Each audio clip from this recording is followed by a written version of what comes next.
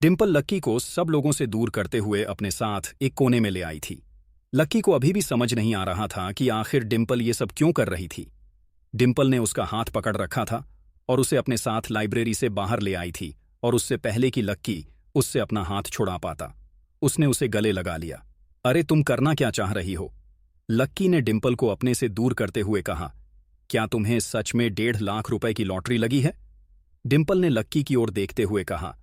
लक्की पहले तो उसके सवाल से सक पका गया, लेकिन फिर उसने अपने आप को शांत करते हुए कहा, हाँ, मुझे 1.5 लाख की लॉटरी लगी है, लेकिन मुझे नहीं लगता कि तुम्हें इस बात से कोई लेना देना होना चाहिए। लक्की ने उसे भावना देते हुए कहा। वो मन ही मन समझ गया था कि आखिर डिम्पल उसके पास क्यों आई थी और वो क्यों उससे इतना ज्यादा चिपक रही थी। लक्की को डिम्पल के इस व्यवहार पर हंसी आ रही थी। उसे विश्वास ही नहीं हो रहा था कि डिम्पल जैसी लड़की पैसे के लिए इतनी पागल हो सकती है। लेकिन इधर लक्की के मुंह से डिम्पल के लिए निकले इन शब्दों ने उनका दिल बैठा दिया था। वो उसे बिल्कुल भाव नहीं दे रहा था। डिम्पल को लग रहा था कि उसकी दाल इतनी आसानी से गलने वाली नहीं थी। अरे, तुम मुझसे ऐसे क्यों बात कर रहे हो? तुम भूल गए हम दोनों ने कितना क्वालिटी टाइम एक दूसरे के साथ स्पेंड किया है? हमारी एक दूसरे के साथ कितनी अच्छी मेमोरीज है, डिम्पल ने कहा और मुस्कुराते हुए उसे देखने लगी। देखो, अगर 1.5 लाख मिलने से पहले तुम मुझसे ऐसे गले मिलती और ऐसे मुस्कुराती ना, तो तुम्हारी कसम में हंसते हंसते सारा पैसा तुम्हारे हाथ पे रख देता। मुझे जरा भी फर्क नहीं पड़ता, लेकिन अब मैं फिर से बेवकूफ नहीं बनना चाहता। मुझे ये बात समझाने के लिए, इनफैक्ट रियलाइज करवाने के लिए थैंक यू कि तुम्हें प्यार की भूख नहीं है, पैसों की है, और तुम्हें कितना भी पैसा दिया जाए तुम्हारी भूख कभी शांत नहीं होने वाली है, लक्की ने कहा और डिम्पल की शक्ल देखने लगा। डिम्पल की आंखों में वो पहली वाली चमक नहीं रह गई थी। उसे ऐसा लग रहा था कि जैसे किसी ने उसे खींचकर तमाचा लगा दिया था, और अब वो रियलिटी में आ गई थी। इधर लक्की भी काफी वक्त से उसे ये सब कहना चाह रहा था, लेकिन कह नहीं पा रहा था। उसके अंदर ये सब भरा हुआ था जो उसने आज बाहर निकालकर रख दिया था। जैसे ही वो सब उसके अंदर से बाहर निकला, उसको अंदर ही अंदर अच्छा महसूस होने लगा था। लक्की ने डिम्पल की आंखों में आखिरी बार देखा, फिर उसके हाथ से अपना हाथ अलग किया और आगे निकल गया। ठीक उसी वक्त डिम्पल को आज सच में बहुत बुरा लग रहा था।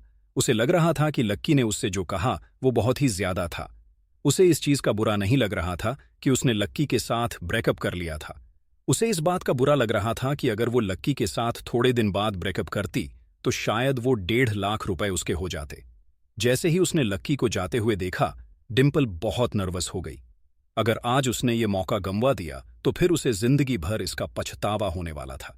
इसका मतलब ये भी था कि लक्की के 1.5 लाख पर उसका हक नहीं था। लक्की, डिम्पल जोर से चिल्लाई। चाहे जो भी हो, आज वो अपना इतना बड़ा ईगो साइड में रखकर उससे मिलने के लिए आई। उसने उसकी ड्रेस पहनी, उसने उसे गले लगाया। वो इतनी आसानी से अपने 1.5 लाख रुपए को जाने नहीं देने वाली थी। उसने देखा कि उसकी आवाज लेने के बाद लक्की रुक गया।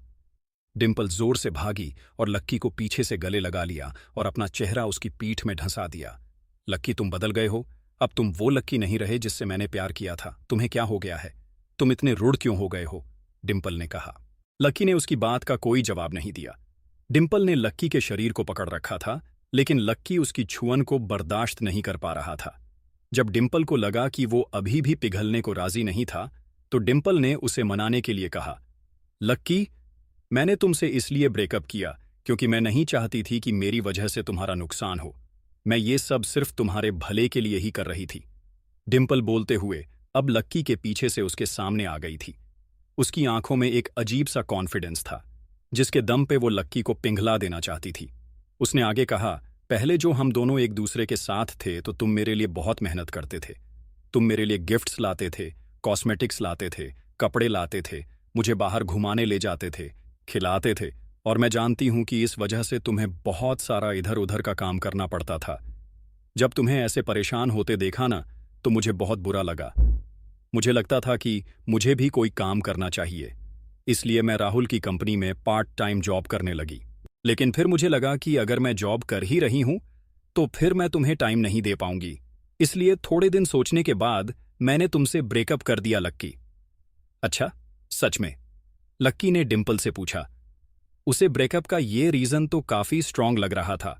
तुम्हें अभी भी मेरी बात पर विश्वास नहीं हो रहा? डिंपल ने और गंभीर भाव अपने चेहरे पर लाते हुए पूछा। उसने देखा कि जब उसकी बात सुनकर लक्की चुप हो गया था तो उसकी आंखों में हल्की सी चमक आ गई थी। उसने उसे मनाने के लिए आगे कहा, लेकिन अब सिचुएशन चेंज हो गई है। अब तुम्हारे पास, मतलब हमारे पास पैसे हैं लक्की, इसलिए अब तुम्हें भी और मुझे भी काम करने की कोई जरूरत नहीं है और ना ही हमें और पैसों की जरूरत है। लक्की उसके मन के भावों को समझ पा रहा था। जितना वो बोलती जा रही थी उतनी लक्की को उसके ऊपर घिन्न आ रही थी। इससे पहले कि वो आगे कुछ बोलता, डिंपल ने कहा, लक्की, अब तुम्हें समझ आया कि मेरा ब्रेकअप के पीछे इंटेंशन क्या था, लेकिन अब तुम्हारे पास पैसे हैं तो अब हमें चिंता करने की कोई जरूरत नहीं है, डिंपल ने कहा और बेचारी नजरों से लक्की की ओर देखने लगी। कहीं तुम मेरे साथ फिर से इसलिए तो नहीं आना चाहती हो क्योंकि मेरे पास अब पैसे हैं? लक्की ने डिंपल की आंखों में गहराई तक देखते हुए कहा, इससे क्या फर्क पड़ता है लक्की कि अब तुम्हारे पास पैसे हैं? मैं तो तुम्हारे साथ तब भी थी जब तुम्हारे पास पैसे नहीं थे। मुझे तुम्हारे पैसों से क्या मतलब? मुझे तो बस तुम्हारी चिंता होती है, डिंपल ने लक्की की आंखों में देखते हुए कहा। उसकी आंखों में लक्की की सूरत कितनी जल्दी बदल गई थी। लक्की यही देखकर सकते में आ गया था। कल तक तो वो उससे आंख मिलाना भी पसंद नहीं कर रही थी और आज है कि वो उसके ऊपर से आंख हटाने को भी राजी नहीं है। डिंपल ने गहरी सांस ली और आगे बोली, लक्की, जब मैं तुमसे थोड़े दिन के लिए दूर हुई ना, तब मुझे असलियत में समझ आया कि मैं तुमसे कितना प्यार करती हूं। मैं अपने आप को ना तुमसे दूर रखने के लिए फोर्स कर रही थी। मैं ट्राई कर रही थी कि अगर मैं अपनी लाइफ में किसी और को ले आती हूं तो शायद मैं तुम्हें भूल जाऊंगी। मैं तुमसे बुरी तरह से बिहेव कर रही थी ताकि मैं तुमसे नफरत कर सकूं, लेकिन मुझसे नहीं हुआ। आज मैंने फाइनली गिव अप कर दिया लक्की। अब अगर तुम्हारी पॉकेट में 1 रुपया भी नहीं होगा ना, तो भी मैं तुम्हारा साथ कभी नहीं छोड़ूंगी। डिंपल ने ना जाने कहां से ये सब कुछ कहते हुए अपनी आंखों में आंसू ले आई थी। उसने डबडबाई हुई आंखों से लक्की की ओर देखा और फिर उसका हाथ पकड़कर बोली, लक्की, चलो आज फिर से हम दोनों ही साथ आ जाते हैं। हम दोनों फिर से एक साथ घूमेंगे, खाएंगे, पिएंगे।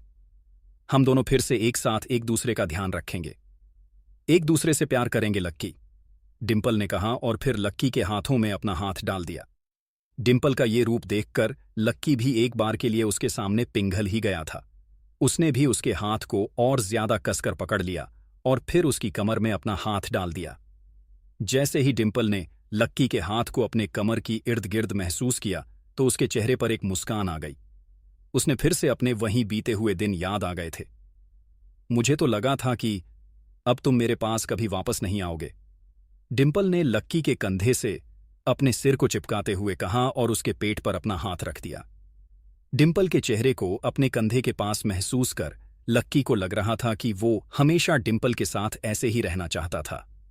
उसे लग रहा था कि डिंपल बदल गई थी और अगर ऐसा था तो उसके लिए लक्की भी फिर से बदलने को तैयार था। डिंपल, अगर तुम्हें जरूरत हो तो मैं तुम्हारे खाते में थोड़े पैसे ट्रांसफर कर दूं। 12-15 हजार, लक्की ने पूछा। पागल हो क्या?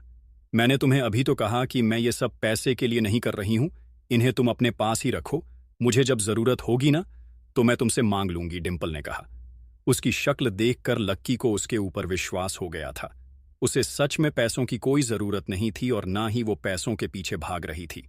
वो लक्की से सच में प्यार करती थी और उसे इस बात की तसल्ली भी थी कि डिंपल अब उसे छोड़कर नहीं जाने वाली थी। लक्की ने उसके हाथ में अपनी उंगलियों को कसा और फिर से दोनों कैंपस में घूमने लगे। दोनों कैंटीन की तरफ जा रहे थे। लक्की ने देखा कि वहां बाहर कोई इवेंट हो रहा था। कुछ लोगों ने एक छोटा सा टेंट लगा रखा था और कुछ बैनर्स भी लगे हुए थे। दोस्तों, हम लोग कॉलेज के पीछे वाली बस्ती से आए हैं। हम लोग उस बस्ती में रहने वाले बच्चों की पढ़ाई के लिए पैसा इकट्ठा कर रहे हैं। उन्हें स्कूल जाने में बहुत दिक्कत होती है। उन्हें अपने माँ बाप के साथ काम पर जाना पड़ता है और इसलिए वो स्कूल नहीं जा पाते। इसलिए हम आपकी मदद चाहते हैं। आपके छोटे से डोनेशन से उन बच्चों का भविष्य सुधर सकता है, एक लड़की ने कहा और फिर लक्की और डिंपल के पास आकर खड़ी हो गई। उसने लक्की के हाथ में एक पर्चा थमा दिया और उम्मीद भरी नजरों से उसे देखने लगी। लक्की ने उस पर्चे को देखा और बोला, आप लोग एक अच्छा काम कर रहे हैं, इसलिए मैं डोनेट करना चाहता हूं। लक्की ने मुस्कुराते हुए कहा, थैंक यू, आप क्यूआर कोड को स्कैन कर सकते हैं। ये सीधा हमारे बैंक अकाउंट से लिंक्ड है और पैसा सीधा हमारी संस्था के पास चला जाएगा। उस लड़की ने लक्की के हाथ में एक कोड थमाते हुए कहा। लक्की ने उस कोड को अपने फोन में स्कैन किया और फिर अपने फोन से अमाउंट डालने लगा। डिम्पल चोर नजरों से ये देखने की कोशिश कर रही थी कि लक्की कितने पैसे देने वाला था, लेकिन उससे पहले ही उसने पासवर्ड टाइप करना शुरू कर दिया था। 1,30,000 रुपए प्राप्त हुए। पीछे से एक मधुर सी रोबोटिक आवाज आई। जैसे ही सब लोगों ने यह सुना, सब लोग उस स्पीकर की ओर देखने लगे। इतना बड़ा अमाउंट तो कभी भी किसी ने डोनेट नहीं किया था। डोनेशन लेने वालों को अभी तक इतना डोनेशन भी नहीं मिला था जितना एक बार में ही मिल गया था। बाकी के लोग 10, 20 या 50 रुपए ही दे रहे थे, लेकिन यहां तो सीधा 1,30,000 रुपए आ गए थे। सब लोग ये जानने के लिए बेताब थे कि इतने पैसे आखिर किसने दिए थे। वो लड़की लक्की के पास आई और उसने पूछा, क्या आपने ये डोनेशन दिया है? जी हां, मैं उन बस्ती के बच्चों की दिल से मदद करना चाहता हूं, लक्की ने कहा। जैसे ही लक्की के मुंह से ये बात निकली, सब लोग उसे घेर कर खड़े हो गए। सर, आपका नाम क्या है? मैं आपका नाम संस्था में लिखवाकर आपको सम्मानित करवाना चाहती हूं, उस लड़की ने कहा। नहीं, उसकी कोई जरूरत नहीं है। मैं सिर्फ बच्चों की मदद करना चाहता था। इससे ज्यादा मुझे और कुछ नहीं चाहिए, लक्की ने कहा और मुस्कुराने लगा। बाकी के लोग उसके इस एटीट्यूड के फैन हो गए थे। सब लोगों को लग रहा था कि लक्की वाकई एक बहुत अमीर आदमी था। लक्की ने एक बार सबको देखा और फिर डिम्पल की ओर देखकर बोला, डार्लिंग चले। लक्की, तुमने 1,30,000 रुपए डोनेट कर दिए। डिम्पल ने जब से उस स्पीकर पर वो आवाज सुनी थी, तब से उसका दिल बैठ गया था। वो जहां खड़ी थी वहीं की वहीं जम गई थी। हाँ, 1,30,000 रुपए डोनेट किया, लक्की ने कहा और फिर डिम्पल के हाथों को अपने हाथ में लेते हुए बोला, अभी तुमने ही तो कहा था कि तुम्हें इस बात से कोई फर्क नहीं पड़ता कि मेरे पास पैसे हैं या नहीं। तुमने बोला था ना कि तुमने तो मुझे तब पसंद किया था जब मेरे पास पैसे नहीं थे। इसलिए तुम्हारे दिल में मेरे पैसों के लिए नहीं, बल्कि मेरे लिए प्यार है। मुझे भी तुम्हारा साथ चाहिए डिम्पल। पैसे का क्या है, आज है कल नहीं है, लेकिन अगर तुम साथ हो तो जिंदगी में सो गया। और मेरा पैसा अगर किसी अच्छी चीज के लिए काम आ रहा है तो ये तो अच्छा ही है ना। हमें तो खुश होना चाहिए कि हमारी वजह से आज कोई बच्चा पढ़ पाएगा। और तुम चिंता मत करो, मेरे पास अभी 5,000 रुपए और रखे हुए हैं। हम कैंटीन चलते हैं, समोसा और कोल्ड ड्रिंक। मेरी तरफ से हमारे पेचअप की एक छोटी सी पार्टी, लक्की ने कहा और डिम्पल की आंखों में देखने लगा। डिम्पल को महसूस हो रहा था कि वो कितनी बड़ी गद्दी थी जो फिर से इस पागल के चक्कर में पड़ रही थी, लेकिन उसके सामने इतनी प्यार मोहब्बत की बातें करके वो एकदम से मुकर भी नहीं सकती थी। लक्की भी ये देखना चाहता था कि डिम्पल अब भी कह रही थी, उसे मना भी रही थी, या उसकी नज़र सिर्फ उसके पैसों पर ही थी। क्या होगा आगे? क्या डिम्पल लक्की की परीक्षा में पास हो पाएगी? क्या लक्की सच में डिम्पल से रिलेशन रखना चाहता था या फिर उसे सबक सिखाना चाहता था?